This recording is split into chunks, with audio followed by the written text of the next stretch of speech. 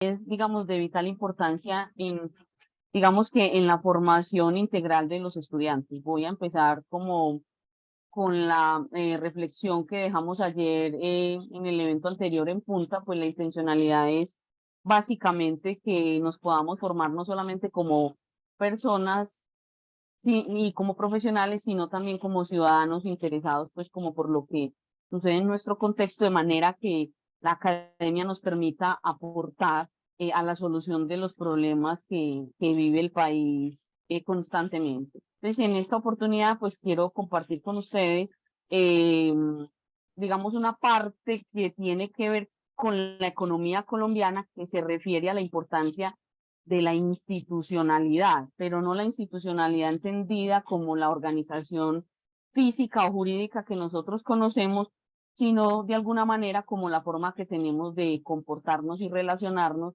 desde lo político, lo social y lo económico. Para ello, pues he preparado esta presentación. Normalmente cuando uno entra en conversación con algunas personas, algunas de las inquietudes que la gente manifiesta es por qué en algunos países el nivel de inversión es mayor, porque hay países que tienen mayor disposición al ahorro, a la inversión, a la calidad de vida, al consumo responsable y de pronto el nuestro no tanto, porque algunos países tienen unos sistemas financieros más eficaces, más eficientes, que aportan un poco más, digamos, al desarrollo de las familias y de los gobiernos mismos, porque algunos países tienen políticas públicas mucho mejores. Un ejemplo es cuando uno compara el sistema de salud colombiano con el norteamericano, que aunque uno no lo conozca de cerca, pues uno escucha comentarios de la gente y uno dice: "Uy, pero allá hay más cobertura, en fin, no es tan riesgoso tener una enfermedad huérfana", cosas de este estilo. Porque en algunos países se estanca tanto en la variable pobreza como en Brasil, como en Colombia, porque es tan difícil salir de la desigualdad? Esto tiene que ver básicamente con la calidad de las políticas. Digamos que hay países que pueden tener una serie de políticas, pero eso no garantiza que sean políticas de buena calidad. En este momento, en esta conversación, nosotros vamos a entender el término instituciones como el conjunto de normas jurídicas y culturales que condicionan las formas como nos relacionamos. Como lo diría Cárdenas en su texto de Introducción a la Economía Colombiana del 2020, son las reglas del juego. Cómo nosotros nos organizamos, cómo se organizan las entidades que apoyan esta gestión del Estado. Este concepto de instituciones no solamente abarca las estructuras de poder político de la sociedad que nosotros conocemos, sino también las normas y los patrones de comportamiento culturales que deberíamos tener las personas. Es decir, el comportamiento colectivo consuetudinario, digamos, lo que tiene que ver con el derecho, con la ley, que no está escrita. Hay una serie de comportamientos que uno asume como dados, lo que diferencia casualmente que Colombia tenga una carta magna, una constitución sumamente extensa y engorrosa de leer, y tengamos países como Francia que tienen unas cartas magnas pues un poco más amigables, más pequeñas, porque de alguna manera podríamos pensar que los ciudadanos de otros países pues tienen esas normas introyectadas mucho más fácil y no hay que escribirle, no hay que decirle que uno no roba, en fin, cosas de este estilo. Uno podría pensar también que eso es intuitivo, casi que obvio, aunque a mí la palabra pues obvio no me gusta mucho, pero casi intuitivo pensar que las personas, los ciudadanos, tomamos decisiones con la certeza de que todo va a salir bien, de que todo el proceso va a ser sin inconvenientes, y resulta que las reglas de juego en todos los países son diferentes y en algunas es mucho más difícil llevar a cabo un proceso, un procedimiento, un proyecto o ejecutar una empresa. En ese orden de ideas, entonces, es bueno que sepamos que hay países que tienen mejores instituciones que nosotros, que han logrado, digamos, estabilizarse en términos de inversión, de capital físico y capital humano, porque no tienen las mismas características socioculturales que tenemos nosotros. Estos países que tienen mejores instituciones son países con tendencia a tener un crecimiento no solo más rápido, sino también mucho más firme. Eh, Estas instituciones de las que estamos hablando se nos presentan como instituciones formales e instituciones informales. Como las informales podríamos conocer las que surgen del proceso político, las que están normatizadas y las que están creadas por el Estado o por la supraestructura. Las informales no. Ahora, estas instituciones, las formales, sobre todo las formales, cuando tienen una mala calidad de configuración, generan un efecto contrario a lo que se espera que suceda.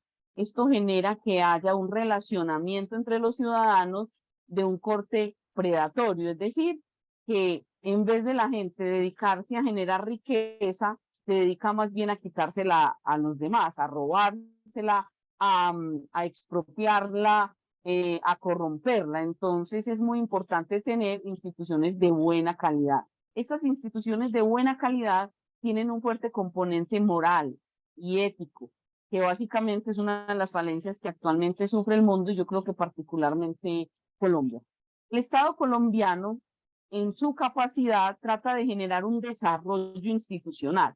Para explicar un poco esto, yo me voy a devolver, los que me conocen, que están acá, saben de mi gusto por Adam Smith. Adam Smith menciona en su texto La riqueza de las naciones que hay tres condiciones para que los países alcancen altos niveles de prosperidad. Adam Smith menciona que una de esas condiciones es la paz o tener un sistema impositivo simple y que haya una adecuada administración de justicia. Estamos hablando de una posición de hace 245 años. En el 2011, unos autores, Beasley y Pearson, toman estos supuestos, estas tres condiciones, las reformulan y las dan a conocer como los pilares de la prosperidad. Ellos sostienen que estos pilares de la prosperidad, determinados por la geografía del país en cuestión, las instituciones que lo soportan y la gobernabilidad que puede tener el Estado o el gobierno de turno, pueden explicar el desempeño a largo plazo de una economía. Entonces no es solamente los modelos macroeconómicos que seguramente muchos de ustedes han visto, otros habrán escuchado mencionar y los que en adelante seguramente los verán, los que determinan el desempeño de la economía. Acá el comportamiento de los seres humanos, la sociología nuestra tiene mucho que ver para que la economía finalmente consiga su objetivo. ¿Por qué lo menciono? Porque la geografía es una variable poco sustentada, es decir, la ubicación geográfica de un país es determinante para algunos asuntos, pero nosotros no podríamos explicar que el desarrollo económico se dé solamente en torno a la geografía. Hay países de clima templado que podrían tener ventajas comparativas en la producción de algunos bienes y servicios frente a un país que tenga un clima cálido y viceversa, pero no es solamente la producción de bienes y servicios. Entonces la geografía no es capaz de explicar algunos asuntos de los países porque solamente se basaría en la variable ubicación.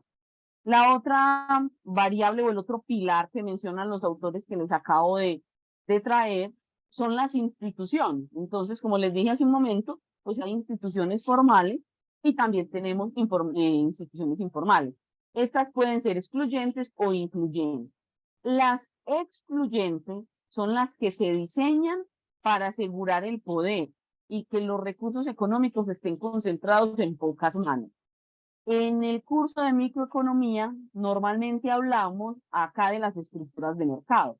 Las estructuras de mercado son las formas como las empresas se autoorganizan.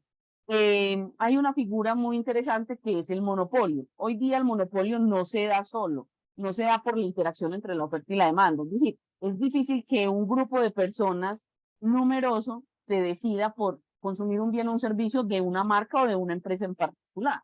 No, hoy los monopolios se dan porque el Estado así lo prefiere. Entonces a esto se le conoce como monopolio artificial o monopolio mixto. Esto no es beneficioso para la población ni para los consumidores. ¿Por qué? Porque pues, esto puede ayudar a la concentración de poderes. Esto es simplemente un ejemplo de lo que se llama concentración de poder en pocas manos. Yo menciono en muchos espacios que en el texto de Economía Esencial de Colombia de Eduardo Lora, él hace unos análisis muy interesantes de cómo se concentra el poder, quién tiene el poder económico y cómo se concentra a través de los medios de comunicación. A mí me parece un logro haber tenido ayer casi 200 estudiantes, no, un poco más, yo conté como 220, concentrados en una charla, dejando de lado las redes sociales, porque hay una concentración de poder. Si uno revisa, por ejemplo, quién es el dueño de ADN, quién es el dueño de portafolio, quién es el dueño del tiempo, y a nivel internacional, quién es el dueño de Instagram, quién es el dueño de Twitter, uno empieza a darse cuenta que estamos pensando en torno a y alrededor de la posición social, política, ética, económica y moral del dueño de este tipo de organizaciones. Entonces, en eso hay que tener mucho cuidado y me parece un logro que en este momento hayan X cantidad de personas dejando de lado ese tipo de medios y quieran informarse de otra manera, en este caso, digamos, a través de la academia. ¿Ok? También hay instituciones incluyentes. Las incluyentes son las que traen la población a que hagan parte participativa y atenta de los espacios políticos y los espacios económicos, para que se busque finalmente los intereses comunes. Estas instituciones incluyentes tienen, digamos, mucha importancia, sobre todo a partir de la Constitución de 1991, donde Colombia busca descentralizar un poco el poder del Estado y permite la entrada y la opinión y la participación de las minorías. Allí es donde, qué error tan grave, puse democracia, es democracia, ahí me disculpan. Allí es donde cobra importancia y gran relevancia la democracia. Entonces, la democracia para nosotros, digamos, de alguna manera, es ese activo intangible que nos permite a nosotros tener una institución inclusiva por excelencia. Por eso nosotros tenemos que tratar de mantener cada vez mayores niveles de democracia. Los Estados Unidos hace un tiempo, digamos que han ido buscando la manera de medir los niveles de democracia en los países. De esto se encarga una organización norteamericana que estamos citando acá al pie de la imagen, donde 0 es la medida de menos índice de democracia y 10 sigue siendo el puntaje ideal. Aquí encontramos entonces que Colombia está en el puesto 51 de la medición más o menos de 160 países. Entonces aquí nos dice que tenemos un índice de democracia de 697.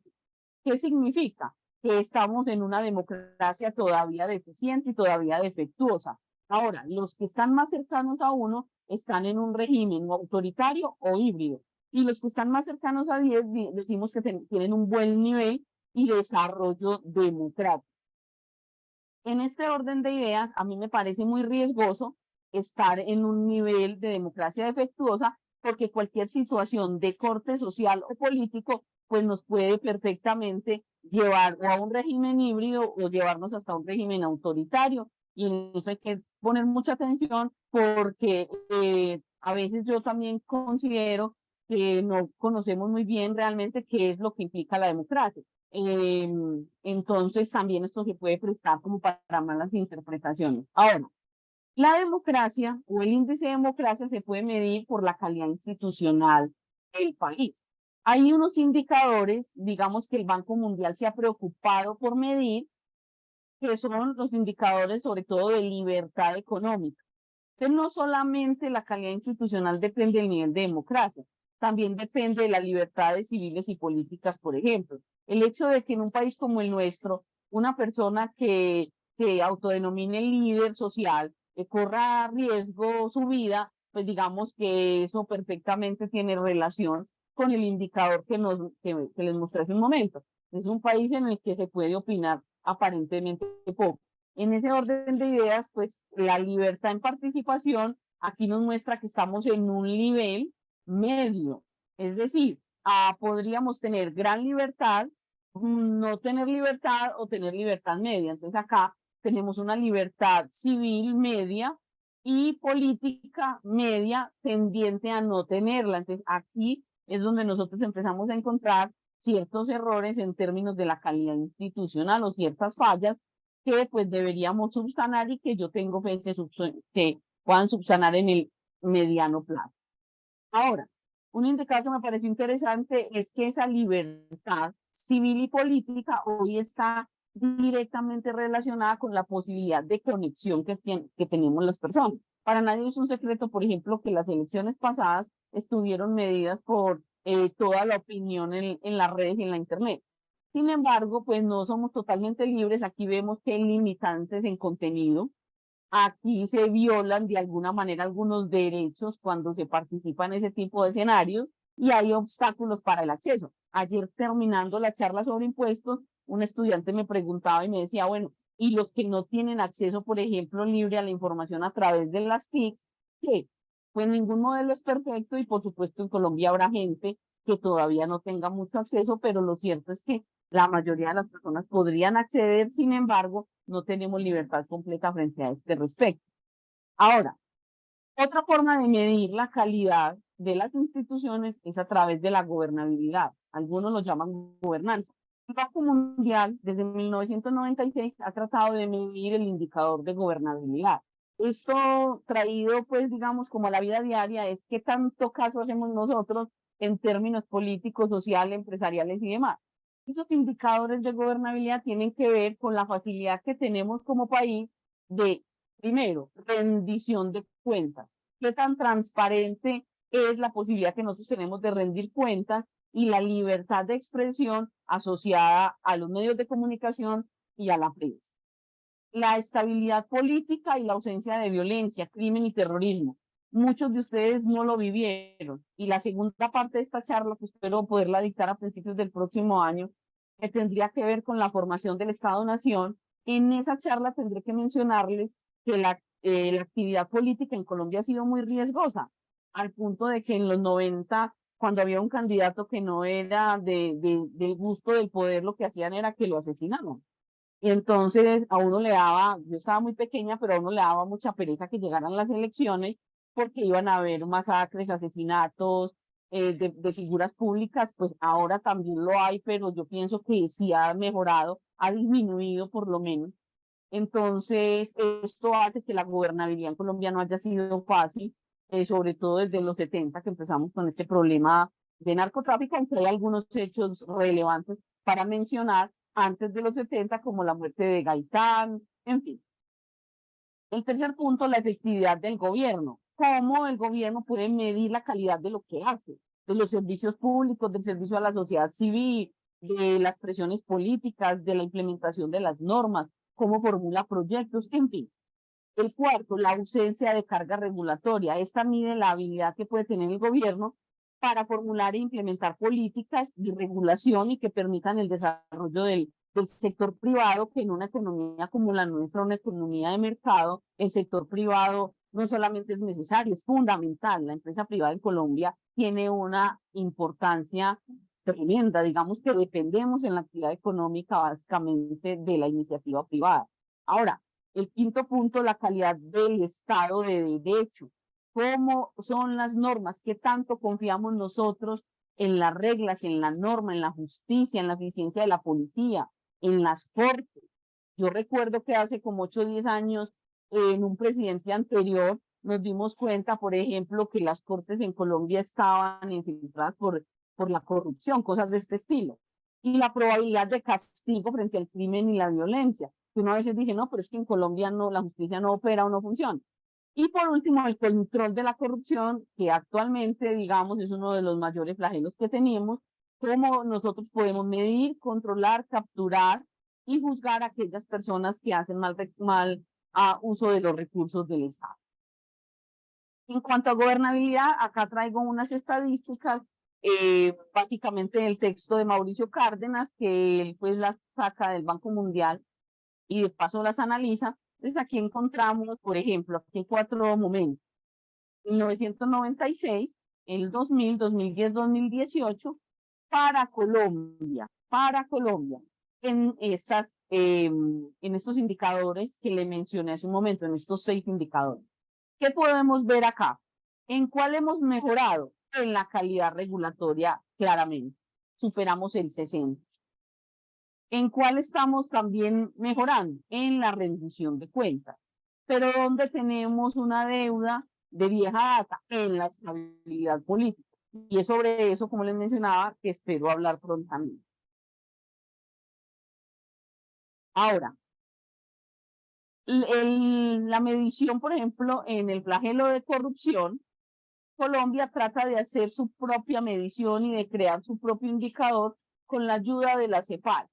Y yo traigo acá la variable en comparación Colombia con América Latina. Esto es lo que significa AM.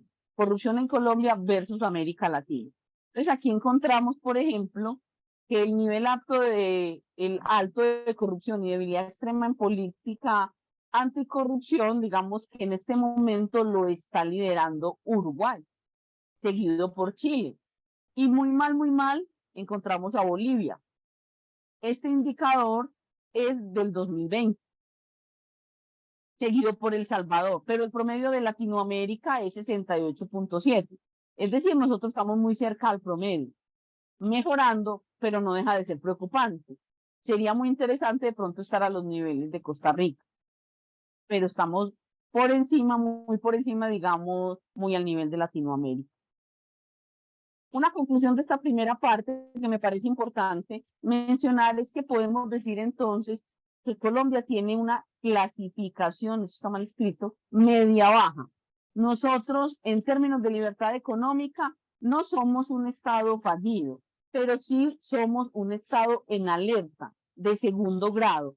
¿Por qué? Porque tenemos una calificación media-baja, no es media-media, es media-baja, que en cualquier momento podría empeorar, teniendo en cuenta que la amenaza más latente que tenemos en cuanto a gobernabilidad se encuentra en la estabilidad política. Y en el caso colombiano, con un conflicto de más de 70 años, la firma del acuerdo de paz con las FARC nos ayudó a mejorar el indicador. Me devuelvo, antes de la firma del acuerdo de paz, este indicador de corrupción inclusive y el indicador mismo de gobernabilidad era mucho peor.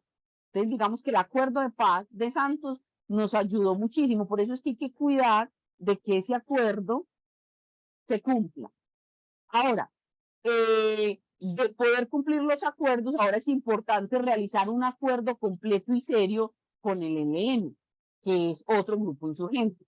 Las bandas delincuenciales nacionales y extranjeras, que para nadie es un secreto, ya operan en las grandes ciudades como Medellín, Cali, Barranquilla, Bogotá. En pocas palabras, la paz total. A eso hace referencia este gobierno cuando habla de la paz total. Porque si nosotros no resolvemos el problema de gobernabilidad, fácilmente podríamos pasar a ser un Estado fallido. Entonces, para nosotros poder tener un Estado con capacidad de desarrollo y políticas que permitan el avance hacia disminuir las brechas, nosotros tenemos que mejorar la capacidad legal que soporte esa gobernabilidad y mejore los costos de transacción, por lo que mencionaba ahorita. Nosotros dependemos mucho de la iniciativa privada y si tenemos un problema social agudo, la iniciativa privada pues deseará irse a otro sitio donde tenga mayores garantías de seguridad, que no tiene presentación que en Colombia haya un ciudadano que tenga más de 300 guardaespaldas. Eso no debería pasar en ninguna parte del mundo. Entonces, como Estado, se reducen los costos de transacción cuando tenemos mejor capacidad legal para que los mercados funcionen eficientemente. El Banco Mundial, preocupado por este asunto, crea un reporte para disminuir los costos de transacción o que permitan identificar cómo están, que estudia las políticas que pueden promover o restringir la actividad empresarial. Esta medición que hace el Banco Mundial lo hacen 190 países porque este tampoco es un problema exclusivo de la economía colombiana en absoluto. Los indicadores que nos permiten identificar en qué nivel está Colombia serían la facilidad para abrir un negocio. ¿Qué tan fácil es en Colombia crear una nueva empresa? Los trámites para obtenerlo, o sea, no es solamente violencia, sino también la tramitología, que así la llamamos acá. ¿Qué tan fácil es registrar o no una propiedad? Obtener un crédito en el sistema financiero formal, tener una inversión protegida que no caiga en riesgo de expropiación una estructura impositiva fuerte y estructural, responsable, que responda a las necesidades del Estado y sus objetivos, los trámites para realizar comercio internacional, porque nosotros somos un país con economía abierta, participamos de procesos de globalización interesantes y tenemos muchos acuerdos. Adicional, muchos países dependen de algunos de los productos que nosotros exportamos y tenemos en este momento más o menos una dependencia de alrededor del 70% de productos importados de nuestra canasta básica. Entonces necesitamos tener una buena forma de relacionarnos en términos de trámites para el comercio internacional. Y por último, la eficiencia de la justicia, la capacidad de éxito que tenemos cuando una empresa tiene una demanda por un contrato incumplido, la posibilidad de resolverla a su favor. Entonces acá traigo esta gráfica que es de Colombia comparado con América Latina y el Caribe y la OCDE. Hace más o menos 2 semanas también hicimos una charla con un grupo de empresarios, contadores y un congresista, estábamos hablando sobre impuestos, y allí uno de ellos mencionaba que no nos debemos comparar con la OCDE porque ellos son muy superiores. Déjenme decirles que yo considero que sí debemos compararnos con la OCDE porque finalmente hacemos parte de ese grupo de empresas y cada vez tenemos que acercarnos más al canon y a lo que allí se pide para poder continuar participando de ese grupo selecto de países. Entonces, en ese orden de ideas, la comparación con la OCDE nos permite identificar cosas de este estilo, como por ejemplo, en la parte de apertura de un negocio, digamos que en la OCDE es mucho más fácil. El comercio transfronterizo también es sumamente sencillo, está casi en el 100, lo mismo que el pago de impuestos. Actualmente Colombia como proporción del PIB hace un recaudo alrededor del 18%, mientras los países de la OCDE están alrededor del 30%, todavía nos falta. En Colombia, nosotros, pues digamos que tenemos mucha facilidad de acceso a la obtención de un crédito, ¿no? Es como la variable ahí que más puntea. Acá, algunas conclusiones sobre este asunto es que los costos de transacción en Colombia han bajado con el tiempo, antes eran mayores. En términos generales, el país está bien posicionado con respecto a lo que conocemos como América Latina, pero se encuentra rezagado frente a la OCDE. Y vuelvo y repito, me parece importante que ese para nosotros sea un indicador importante de medición. Dentro de los 190 países que mide la variable, Colombia ocupa el puesto 65 en 2018, hablando de mejor a peor, mejorando desde el 2011 26 posiciones. Por eso les decía que los costos de transacción en Colombia han disminuido. Unos aspectos que me parecieron interesantes mencionar frente a este respecto es que en Colombia crear una empresa tiene 2 procedimientos más que lo que podrían tener los países de la OCDE. Entonces, serían asuntos que se podrían revisar para bajarle un poco, no solo la burocracia, sino también a lo que cuesta registrar una empresa en Colombia. Asimismo pasa con el registro de una propiedad. En Colombia hay que surtir 8 trámites y en la OCDE solamente 5. Y estamos hablando solamente de los trámites. Yo no he mencionado el tema del dinero, que está inmerso allí, por supuesto, es mucho más caro para los trámites. En Colombia, una demanda que puede hacer una empresa para cumplir un contrato en el que le están incumpliendo, el fallo llega con un promedio de 1.288 días. Estamos hablando, si dividimos esto por 365 días, estamos hablando de 3 años. Mientras que en la OCDE estamos hablando de año y medio. Entonces, aquí hay unos indicadores que debemos de mejorar. Por eso, quien hace una inversión seguramente también tendrá que pensar en estos asuntos para hacerlo. Por lo tanto, urge que en Colombia haya un rediseño de la legislación y, por tanto, de la justicia, porque es menos favorable que en los países desarrollados, ¿cierto? Y es una variable que uno no contempla mucho, pero es probable que sí sea muy interesante tener presente. Uno de los grandes obstáculos que ha tenido Colombia para tener instituciones de calidad son el asunto del conflicto armado interno, que pues digamos que en términos políticos se empieza por allá como en los años 20-30 y en términos guerrilla, pues con el nacimiento del Frente Nacional y de ahí para atrás, y no hemos podido salir de así. De esa manera podemos ver que de acuerdo al Centro Nacional de Memoria Histórica, en Colombia han habido, en lo que nosotros conocemos como conflicto armado, más de 260.000 ataques contra la vida y la integridad de las personas. Yo para poder tener dimensiones de esto hago una comparación y me perdonan. Me imagino el estadio Atanasio Girardot de Medellín lleno, 45.000 personas. ¿Cuántos estadios son? 261, son más o menos 6. Demasiado, eso es demasiado. Y esos ataques han sido generados como de esos 6, podríamos decir, de esos 6 estadios, más o menos, perdón, no me da 9. De esos 9 estadios, podríamos decir que 2 fueron ocasionados por paramilitares. Algo así como que el 30% fueron ocasionados por paramilitares. El 15 más o menos por guerrilla. Y no podemos dejar atrás al Estado y al 75.000. De esos 260 y punta, algo así como estadio y medio, casi 2, por otros actores que no se han logrado determinar. Entonces, para mí es muy importante que también quede claro que no solamente le estamos huyendo a las guerrillas, le estamos huyendo también al Estado y al paraestado, que también genera este tipo de ataques contra la vida y la integridad de las personas, trayendo consigo un montón de víctimas.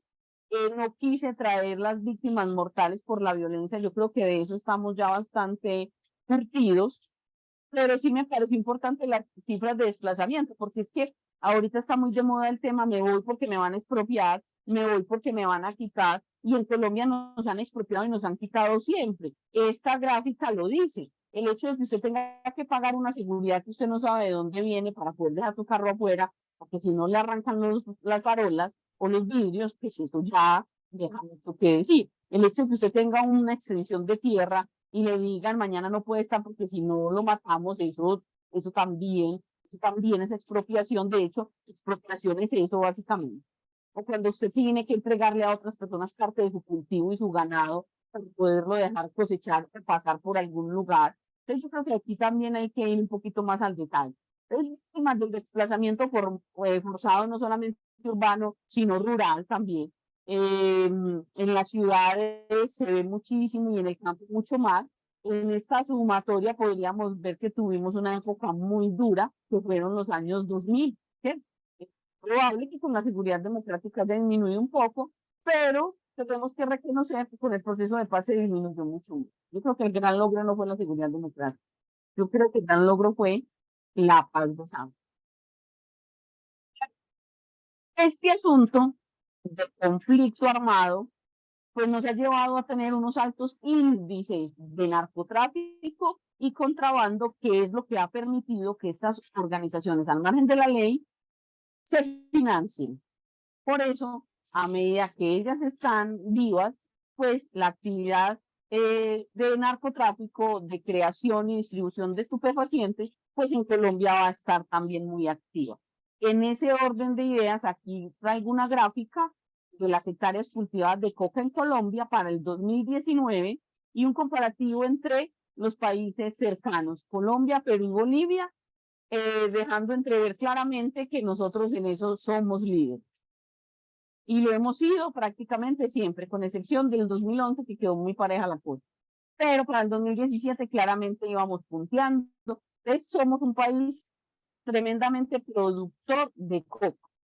Y esto es lo que hace que las actividades ilegales, al margen de la ley, de guerrilla y paramilitarismo, pues tengan su forma de financiación.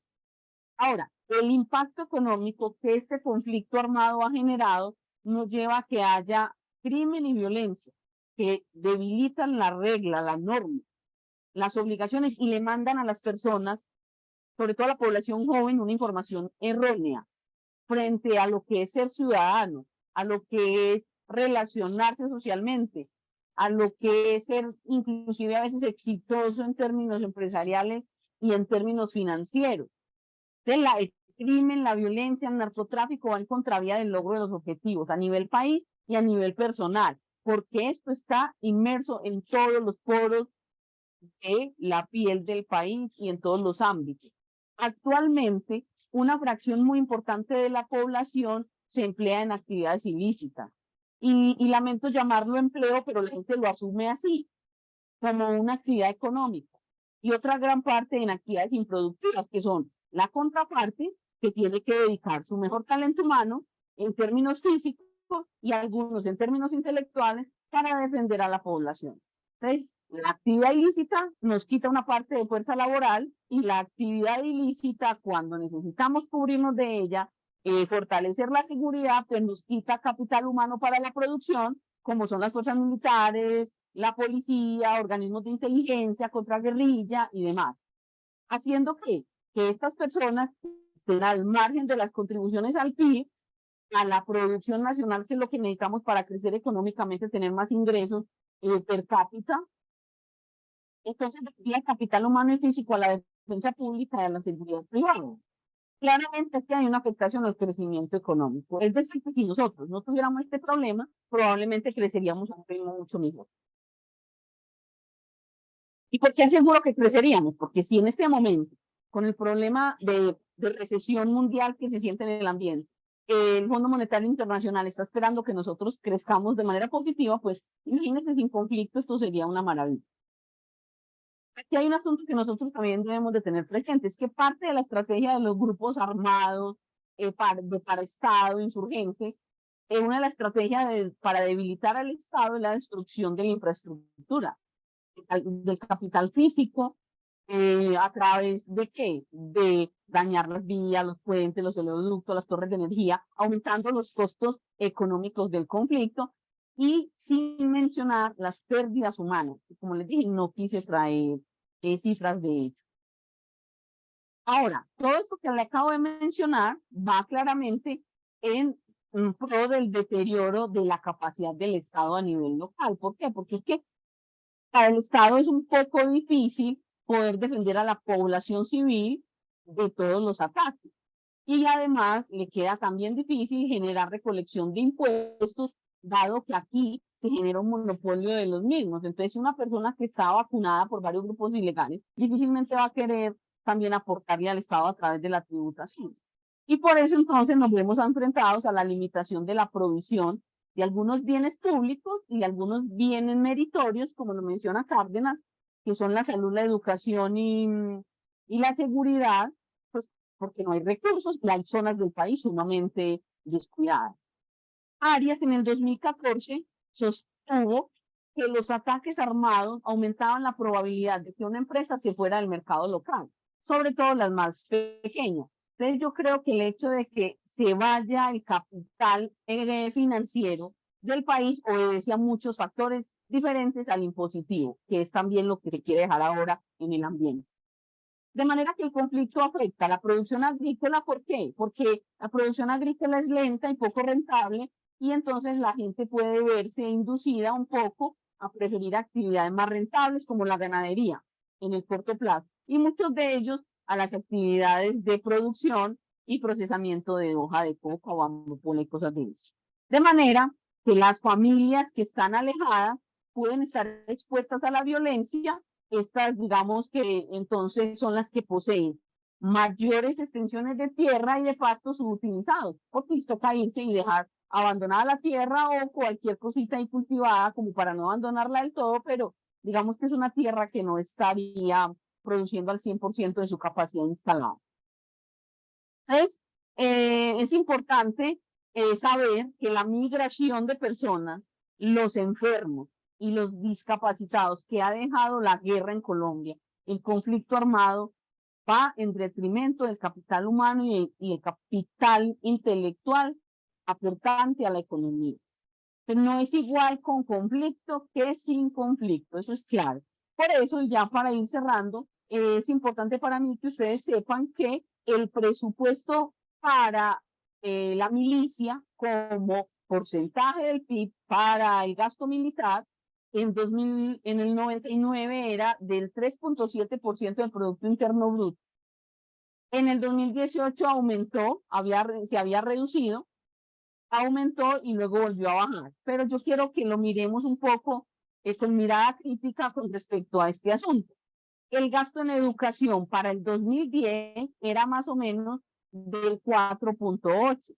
En el 2010 más o menos, por acá, el de presupuesto militar era el 3.3. Entonces, pues podemos decir que no era igual, pero la diferencia no es tanta. Yo esperaría un gasto en educación y en salud mucho mayor.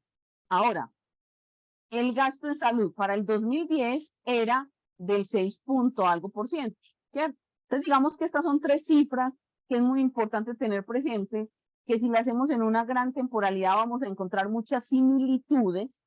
Lo cierto es que al final de los tiempos han ido aumentando por lo menos las de salud y las de educación, mientras que el de seguridad ha disminuido, lo que corrobora el hecho de que si entramos en una situación de paz y de paz total, es probable que podamos aumentar en muy corto plazo mayormente el gasto en educación como proporción del PIB y lo mismo en salud. Es así entonces que las conclusiones de esto que les quería contar hoy, estas 5 conclusiones, es que las instituciones pueden o bien facilitar o entorpecer las transacciones económicas en cualquier país. Por ello son determinantes de la calidad de vida de una sociedad. La institucionalidad es importante para la forma como nos relacionamos los ciudadanos. El desarrollo institucional en Colombia todavía se compara desfavorable con el de muchas otras economías. En eso tenemos que seguir avanzando. Y aquí tenemos que ponerle un poco de atención al tema cultural y al tema ético. De ahí la importancia de los espacios que se generan en estas cátedras y del gran trabajo que hace el CIBET tratando de trasladar a la academia el pensamiento franciscano y el pensamiento humanista.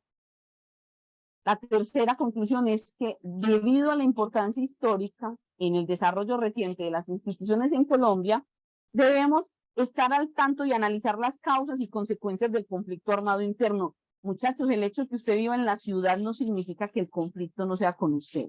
Yo creo que aquí nosotros tenemos que ser solidarios desde la academia, porque parte del conflicto, de alguna manera, nos puede mostrar que la eficiencia en las instituciones depende de lo que allí se puede generar.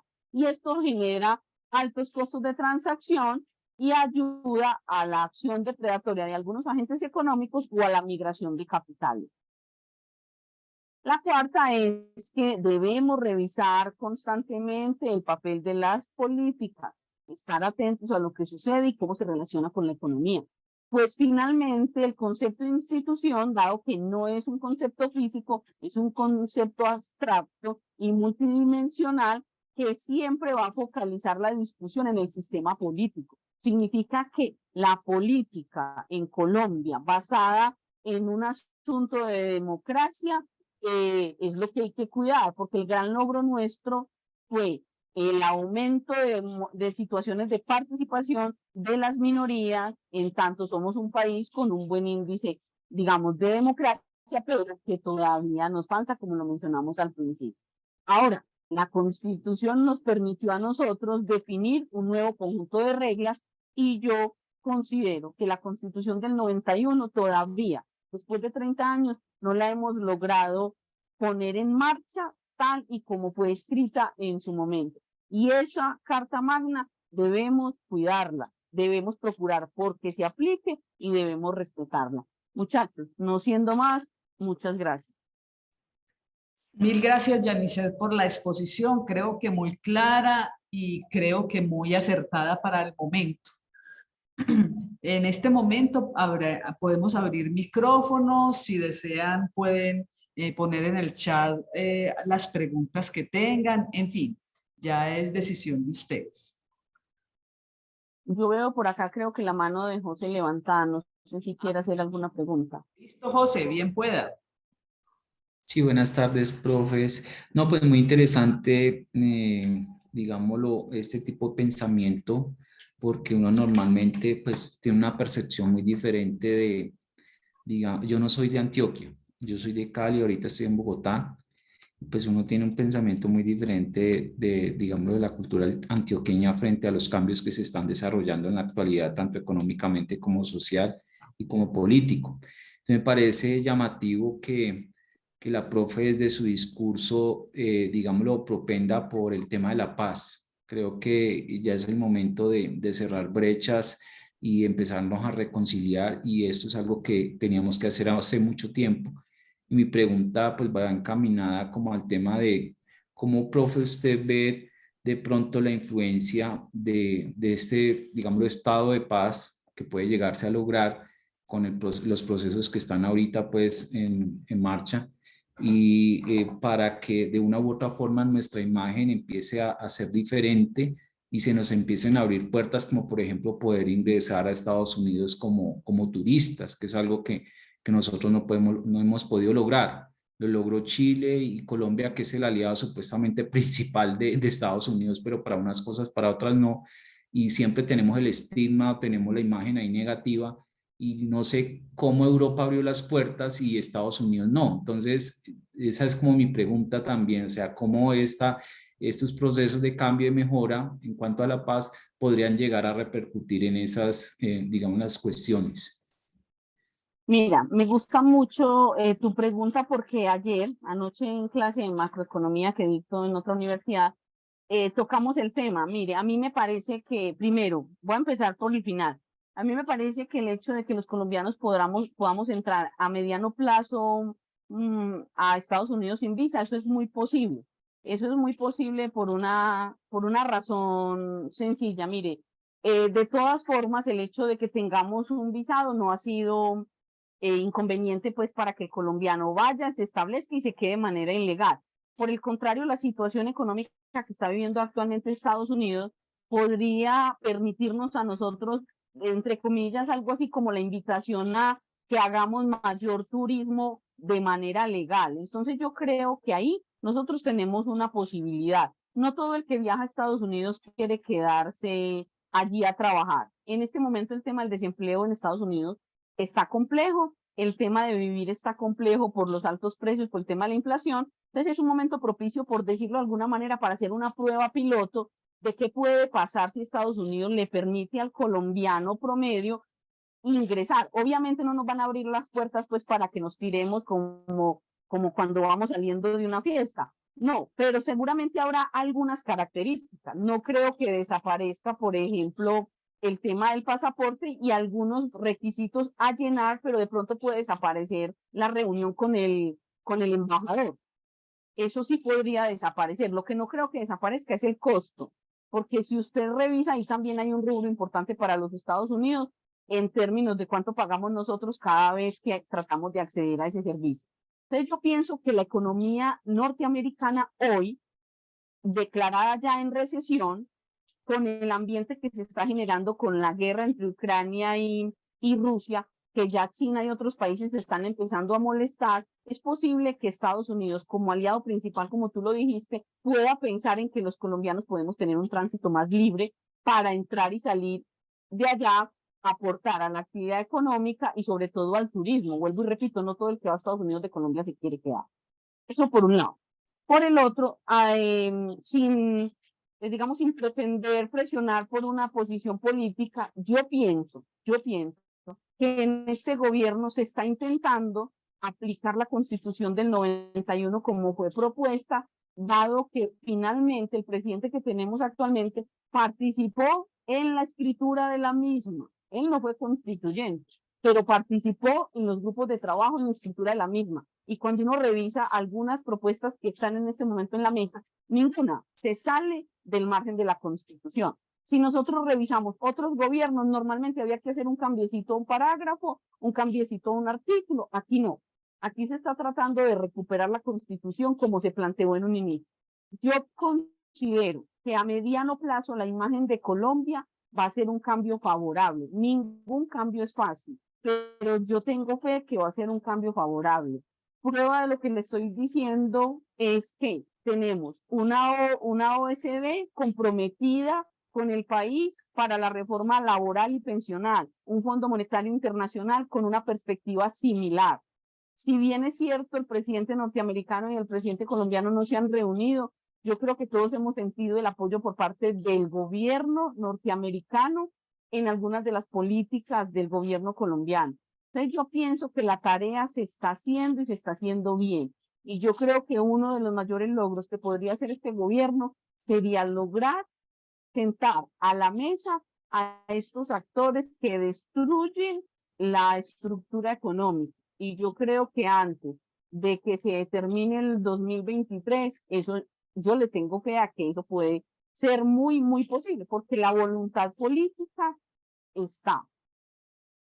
A diferencia de lo que le pareció a muchas personas, a mí me parece que el discurso del presidente en la ONU también fue muy diciente. Yo creo que nosotros tenemos que empezar a ser reconocidos, y no de palabras, sino de hechos, en el mundo, por otra cosa diferente al narcotráfico, y creo que este gobierno también podría, de estrategias diferentes a la confrontación armada, lograr grandes avances en el desestímulo, oiga bien, en el desestímulo de la producción y distribución de este producto, que es el que mayor controversia y problema nos puede generar.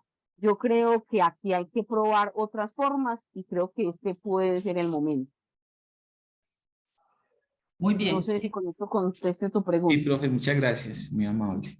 Bueno, ¿quién más tiene alguna pregunta o inquietud? Yanicet, yo mientras tanto, mientras que van pensando los estudiantes, tengo como una inquietud. Pues Maravilloso. en estos días la ANDI estuvo reunida pues con todos los empresarios colombianos, pues hablando de la situación actual del país con respecto a la inversión, y estuvieron esperando al presidente y nunca llegó. Pero bueno, la preocupación no es que no haya llegado el presidente, sino que uno de los comentarios que hacía el presidente de la ANDI es que muchos de los empresarios van a empezar a retirarse de acá del país por las condiciones que se están presentando con el nuevo gobierno. ¿Vos qué opinas con respecto a esa situación? Vea, yo lamento, a ver, ¿cómo le explico? Hay cosas que uno preferiría no decir, pero, y lamento que sea en este espacio, porque las cosas se pueden prestar para malas interpretaciones, pero me gusta mucho tu pregunta, y lo voy a hacer, lo hago en las clases, entonces yo creo que ahora no puedo ser inferior a mi postura. Mire, el capital ha ido y ha venido históricamente. Cuando nos propusieron la seguridad democrática, uno de los argumentos era que el capital se iba a ir, y con toda la razón, estábamos viviendo una situación social insostenible.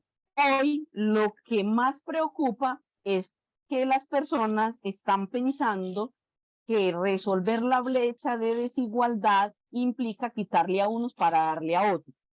Yo lamento mucho ese pensamiento, profesora Ángela, porque la brecha de la desigualdad no se resuelve así. La brecha de la desigualdad se resuelve es recuperando el espacio físico donde los que nunca han podido producir lo hagan, o los que producían y ahora no lo hacen puedan volver a hacerlo.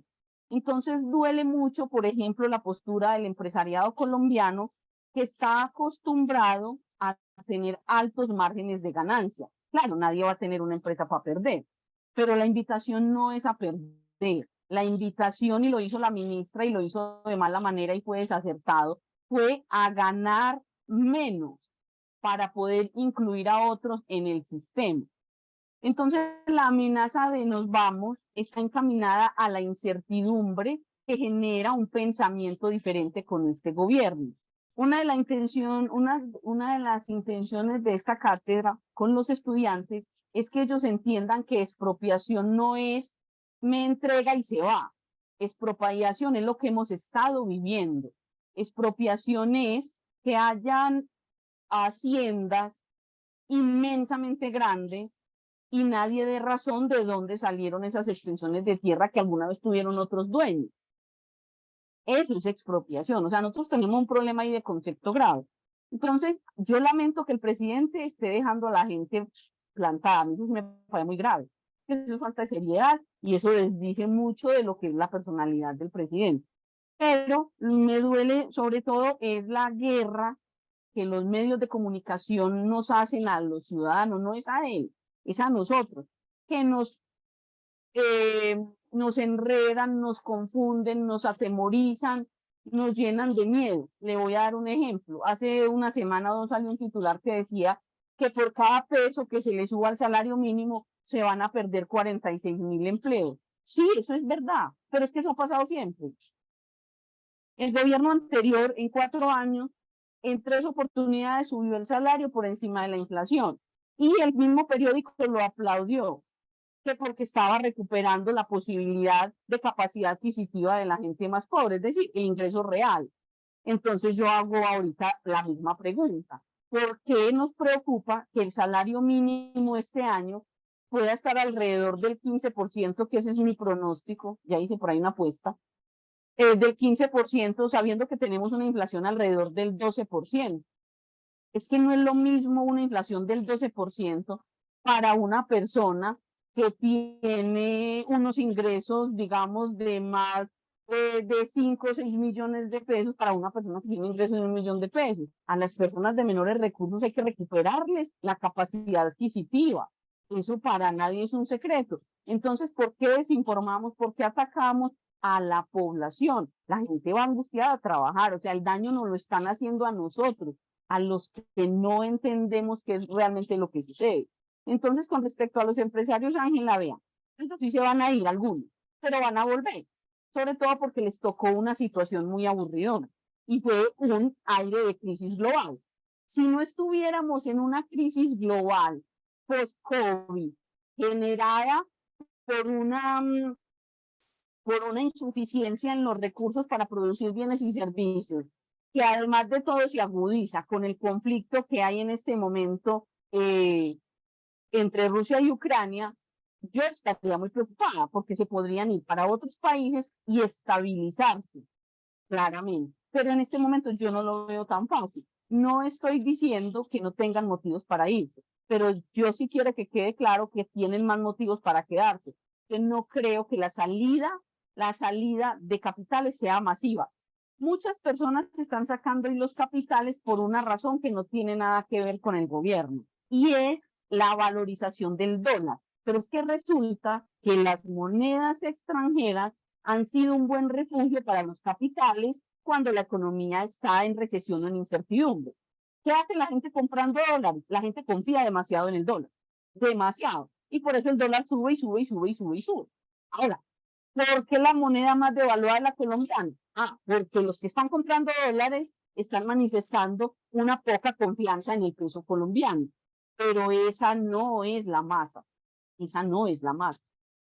Entonces, Colombia sí va a tener unos momentos difíciles. Mientras nos acomodamos a una nueva realidad.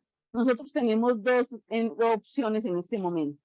O seguir jugando al capitalismo con un 49% de personas en pobreza, o cambiar el rumbo para disminuir.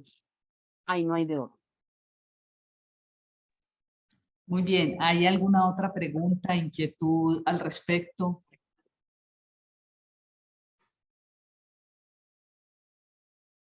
Bueno, no están como muy callados, o entendieron mucho o no entendieron nada.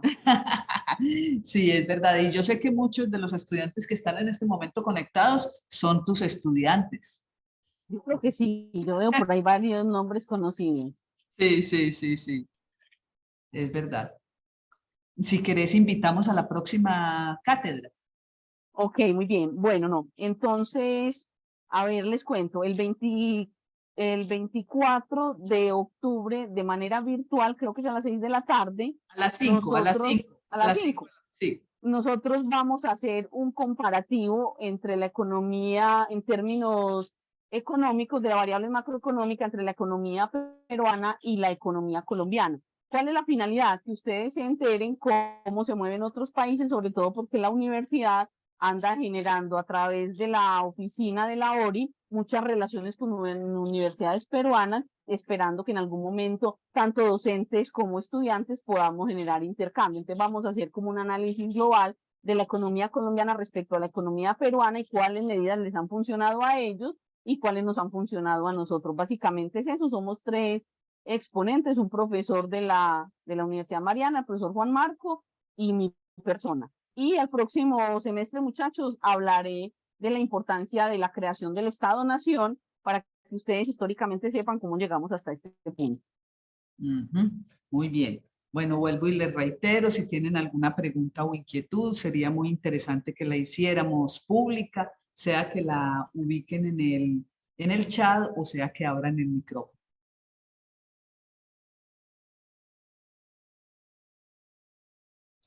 Parece que muchos ya quieren descansar.